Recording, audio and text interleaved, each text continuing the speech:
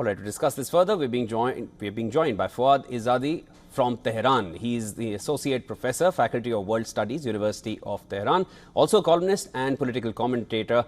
Professor Izzadi, thank you so much for making time and joining us here on WION World is One. Sir, Hezbollah fired hundreds of rockets and drones towards Israel to avenge the killing of Fouad Shukr.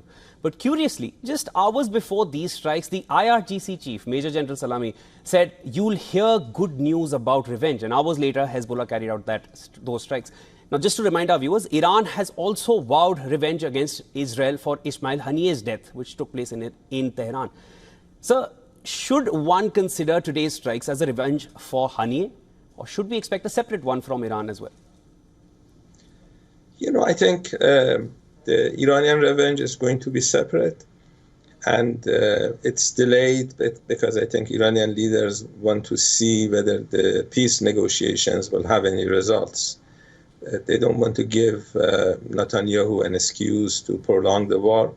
We are witnessing a genocide in Gaza. More than 40,000 people have been killed. 70% are women and children. We are dealing with a genocidal regime, so you have to be careful in terms of making sure that you don't engage in activities that is not helpful to that genocidal regime. And I think the revenge will come sooner or later, depending on the situation on the ground. And they want to have a surprise. They may not want to repeat what Iran did in April using ballistic missiles. They may engage in different type of counterattacks, and I think we just have to wait and see.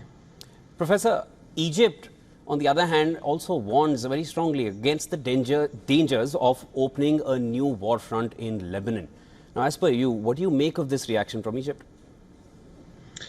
You know, the Israelis, what you saw today was a response to the killing of, as you said, a major military figure of Hezbollah, Mr. Fouad Shukr. And they didn't have to do that. They killed him in Beirut. The unwritten rule was not to hit each other's capitals. And Hezbollah followed that rule, and Israel did not.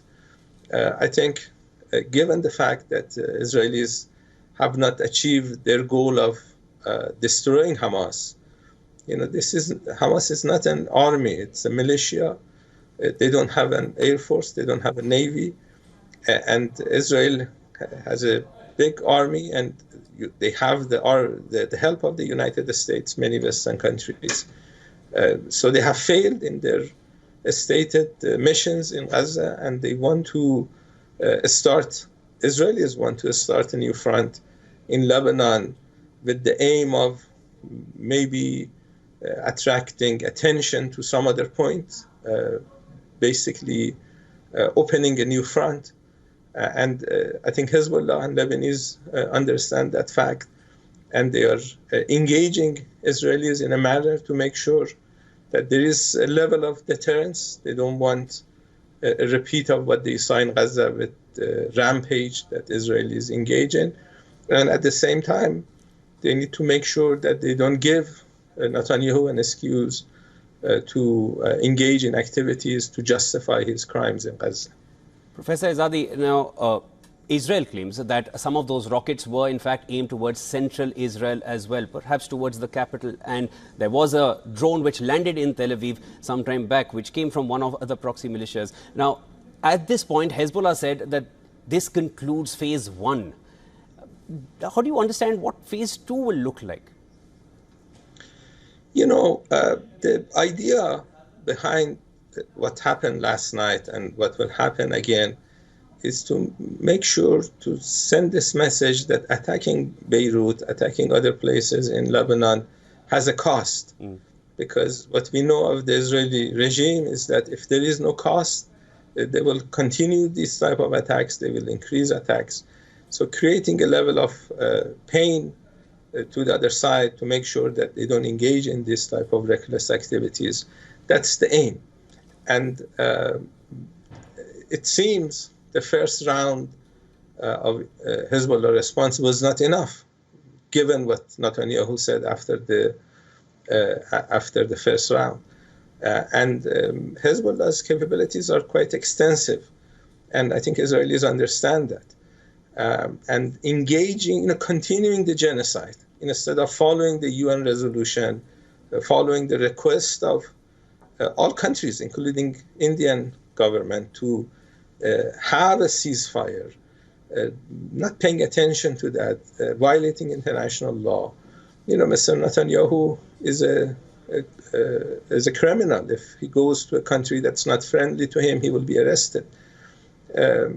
So I think any human being, when you see the pictures from Gaza, you will be affected. You don't have to be a Muslim or an Arab to be affected by the pictures that you see.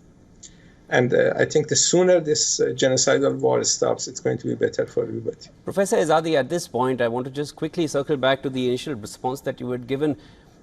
What do you think really Iran is waiting for now it has a cabinet in place?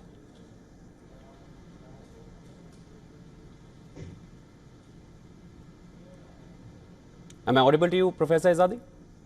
Yes. My question to you is regarding Ismail Haniyeh's, the revenge against Ismail Haniyeh's death in Tehran. What do you feel Iran is really waiting for now?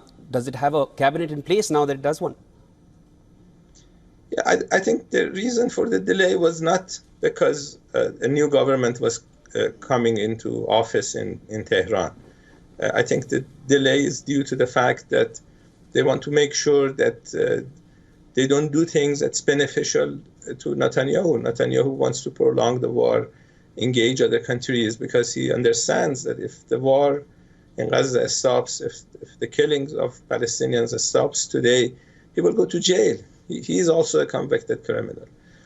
So that is the aim, and making sure that there is a level of surprise.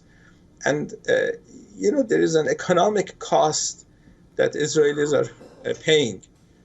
Everybody is expecting a response from Iran, and that is creating serious difficulties for the Israeli economy.